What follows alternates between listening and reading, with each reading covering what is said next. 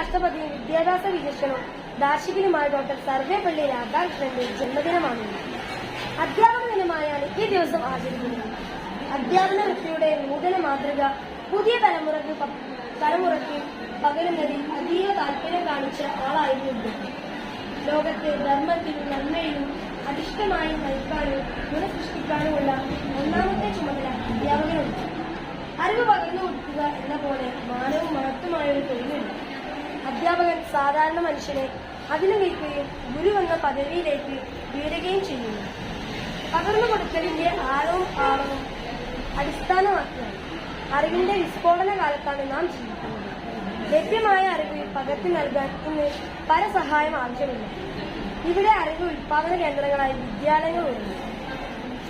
പുതിയ മാതൃകാ ചിത്രങ്ങൾ രചിക്കത്തക്ക വിധം ജീവിത വിശുദ്ധി സൂക്ഷിക്കാനും അധ്യാപകർക്ക് ബാധ്യതയുണ്ട്.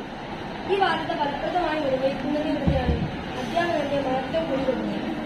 അധ്യാപകന്റെ വാക്കിന് മറ്റൊരു വാക്കിനോടും തൂക്കമുണ്ട്. അതുകൊണ്ട് തന്നെ അവന്റെ ദൈനംദിന ഇടപെടലുകൾ സൂക്ഷ്മത്തോടെ തന്നിലെ അസാധാരണത്വം അനുനിമിഷം ഏറ്റുപിടിക്കാൻ ലക്ഷ്യങ്ങൾ കണ്ണും കാതുമോർത്ത് നിലകൊള്ളുന്നുവെന്ന ബോധം അവരിൽ സദാ ഉണ്ടായിരിക്കണം. വിദ്യാലയത്തിലെ ലയം അധ്യാപകന്റെയും വിദ്യാർത്ഥിയുടെയും മനസ്സിൽ തമ്മിൽ ലയിക്കുന്നതാണ് വിദ്യാലയങ്ങൾ ഉണ്ടാവുന്നത്. ലയമില്ലെങ്കിൽ ക്ലാസ് മുറികൾ കേവലം ജീവനില്ലാത്ത ഭിത്തികൾ മാത്രം. ക്ലാസ് മുറിയിലെ സജീവതയിൽ ജീവൻ പരിഗണിക്കുക യാതൊരു മഹത്തായ പ്രതിഭാസമാണ്. അറിവിന്റെ ദീപമായി പ്രകാശിക്കുന്ന എല്ലാ അധ്യാപകർക്കും അധ്യാപക ദിനാശംസകൾ.